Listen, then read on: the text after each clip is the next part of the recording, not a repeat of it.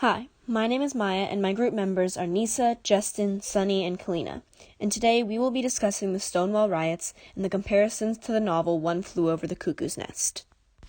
The Stonewall riots occurred because people who fell under the LGBTQIA+ umbrella were being persecuted. They were not allowed to express PDA and could not be served in regular bars. Due to these discriminatory policies, amongst others, the members of the LGBTQIA+ community turned to the Stonewall Inn. The Stonewall Inn was an inn owned by the Mafia that accepted members of these outcast communities, thus serving as a safe haven for these social refugees. The Mafia would blackmail and bribe police to keep quiet about the LGBTQIA+ people in their bars, as well as their other illegal activities. However, on June 28, 1969, 9 police officers barged in without warning, arresting the employees of the inn for selling alcohol without a license.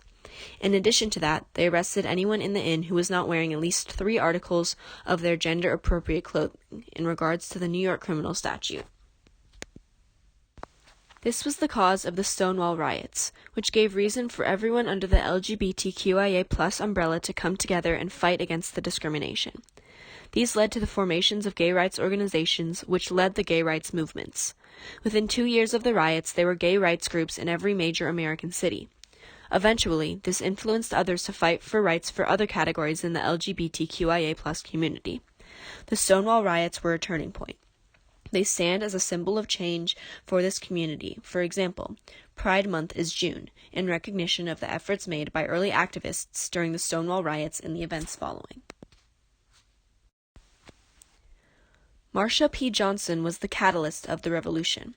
She was one of the first drag queens to go to the Stonewall Inn as soon as they started allowing women and drag queens, and many claim that Johnson was the one who started the riots by throwing a brick at a police officer for arresting those in non-gender appropriate clothing.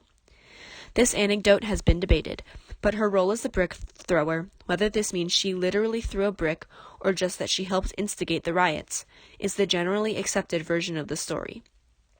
This was Johnson's way of initiating the revolution, while in Cuckoo's Nest, McMurphy's personality and his way of rallying up the patients were his way of initiating his own revolution. Connecting this to One Flew Over the Cuckoo's Nest by Ken Kesey, Johnson plays the role of McMurphy, as both are catalysts of the rebellion and revolution. Johnson was the main person who started the Stonewall riots and actively participated in all the riots. The police plays the role of Nurse Ratched, trying to oppress the gay community from expressing their individuality, much like how Nurse Ratched tried to oppress the patient's manhood. The police would use armed weapons and arrest people, similar to how Nurse Ratched would send patients to get electroshock therapy or lobotomy. The Stonewall riots themselves can be connected to the rebellious acts led by McMurphy, such as the Television Rebellion. McMurphy comes into the story already an outlier. He is very different from the other patients and has been put into the hospital because he differs from what is considered acceptable on outside of the hospital. Marsha Johnson and her gender expression were viewed as unacceptable by the societal norms and the government.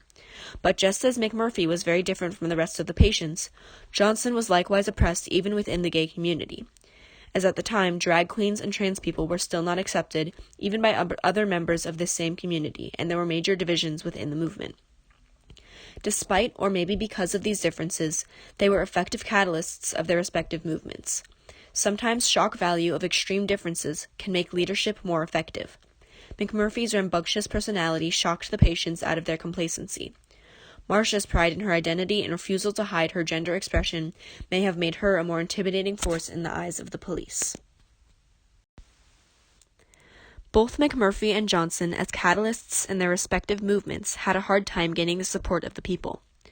On McMurphy's side, the patients knew what Nurse Ratched could do to them, so in order to stay safe, some refused to go along with McMurphy's plan at first. Similarly, some of those in the gay community had to stay out of the riots and other events because they knew they would be put in danger.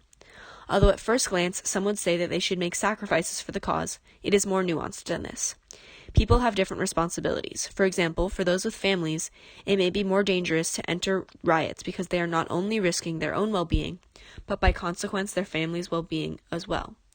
Some of the patients in the mental ward knew that they needed to stay out of the conflict because they were at risk for further harm from lobotomy or electric shock therapy. Quote, That makes me wonder if the patients wouldn't be more content if McMurphy were moved. Kesey, page 133. Nurse Ratched tries to remove McMurphy from the scene by transferring him to a different location. This is her way of suppressing the revolution by removing the catalyst. However, McMurphy always makes his best attempts to fight back no matter the cost. This is similar to how the police tried to stop the Stonewall riots by arresting people. According to the arrest records, Johnson was arrested over 100 times and was even shot once. However, Johnson did not let that stop her and she continued to rebel. This fighting spirit of Johnson matches the level of McMurphy. Similar to how she continued fighting the police even after being harmed, McMurphy continued fighting against Nurse Ratched even after getting many electroshock therapy sessions. Quote, "They'd been hitting him every day with EST and he was shrugging it off like water." Kesey, page 243. Those involved in the Stonewall riots were members of American culture who had been cast aside. They were seen as different and therefore lesser, as people who needed to be fixed to better fit into the boxes of heteronormativity that were considered acceptable. This closely parallels the themes in One Flew Over the Cuckoo's Nest. The patients at the hospital are those who were deemed too different to be allowed to interact with the rest of society, people who needed to be removed in order to be adjusted to the outside world. McMurphy describes this as, quote, "people who try to make you weak so they can get you to toe the line, to follow their rules, to live like they want you to." Kesey, page 57. This is the idea of the Combine, that the world is full of turning cogs that force people to fall into line, and people are punished if they present heretic behavior. Those who took refuge at the Stonewall Inn were punished for not obeying the arbitrary and oppressive rules made by the government and American culture as a whole. The Stonewall riots and Johnson's actions mark the beginning of the major pushback against these rules, or against the Combine, just as McMurphy's arrival marks the beginning of the pushback against the hospital and Combine's rules. Another similarity is the fog and its parallel with the Stonewall Inn. Though Bromden sees the hidden fog machines as something that is being controlled by the staff, he says, quote, "As painful as it might be, you could relax and lose yourself." Kesey, page 131. Bromden describes the fog as a place where you could lose yourself and disconnect with reality. The Stonewall Inn, meanwhile, was a place where members of the gay community could disconnect from the harsh reality of the outside world and be who they were regardless of the persecution they faced in their everyday lives. Just as the fog was still a facet of the hospital's control over the patients, the inn and the mafia were still a facet of control in New York, as the mafia would bribe wealthy patrons to make sure they kept quiet about illegal activities, and would blackmail police and patrons, therefore exerting their control. This control goes hand in hand with the comfort the inn provided, just as the fog was controlling yet comforting to Bromden. Another character that presents similarities to those in the Stonewall riots is Charles Cheswick. The riots began when a butch lesbian named Stormy DeLavier was being arrested and complained to the officer arresting her that her handcuffs were too tight. In turn, the police officer hit her on her way into the police car. This beating incited Marsha to throw the brick at the officer and consequently start the riot. This holds similarities to Cheswick. Quote, "And by the time they got a screwdriver and undid the grate and brought Cheswick up, with the grate still clutched by his chubby pink and blue fingers, he was drowned." Kesey, page 166. Cheswick's death causes McMurphy to gain an understanding of the impact he is having on the other patients, and how he is changing the culture of the ward. Meanwhile, Stormy's abuse from the officer is what made Marsha realize that something needed to be done.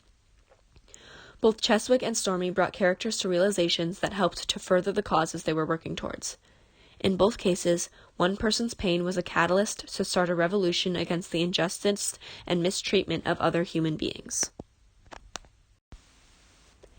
Drawing parallels to Cuckoo's Nest is a task that can seem difficult at first, but ultimately, there is a pattern in history that is closely mirrored within the story. A charismatic figure standing up to oppressive overlords is a trope that has been repeated over and over throughout time, and has been the map for social change for centuries.